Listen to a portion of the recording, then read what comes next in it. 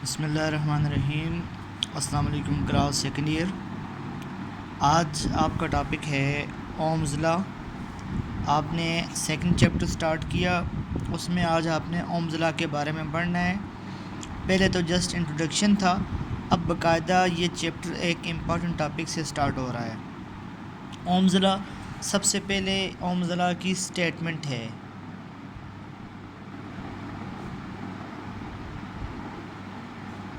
हम Ohm's law को कैसे डिफ़ाइन करते हैं? तो ओम्स लॉ को डिफ़ाइन करते हैं, ओम्स लॉ याद रखें सर्किट का लॉ है, ये सर्किट के बारे में बात करता है। तो ओम्स लॉ ये कहता है कि जब आप वोल्टेज इंक्रीज़ करते हैं तो करंट भी इंक्रीज़ होता है। तो according to Ohm's law, voltage is directly proportional to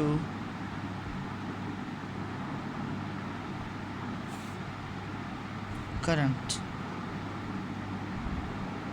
When we increase the voltage, current will also be increases such that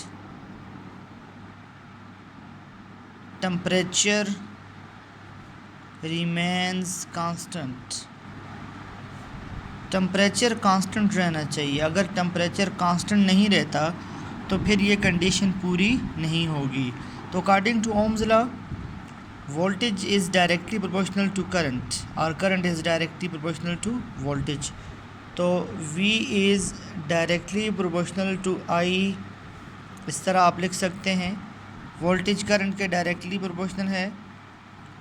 तो जब आप कांस्टेंट ऑफ जब प्रोपोर्शनैलिटी साइन को इक्वलिटी में बदलते हैं तो फिर आप कांस्टेंट लगाते हैं, वो कांस्टेंट है यहाँ पर R।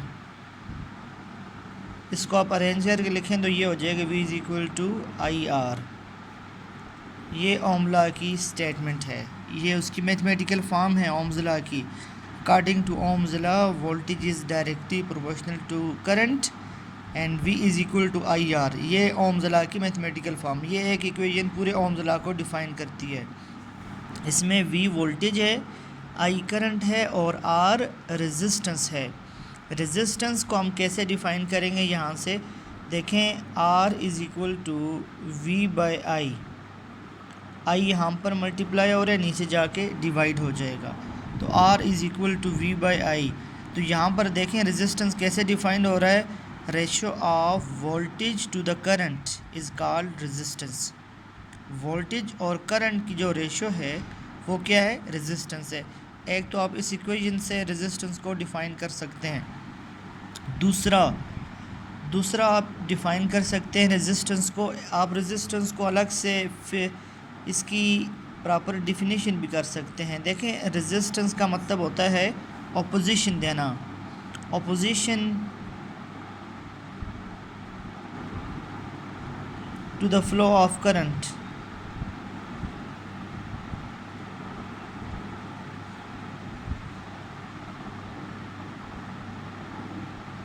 opposition to the flow of current is called resistance। resistance, हर एक मेटालिक वायर कुछ ना कुछ करंट के फ्लो को रेजिस्ट करती है।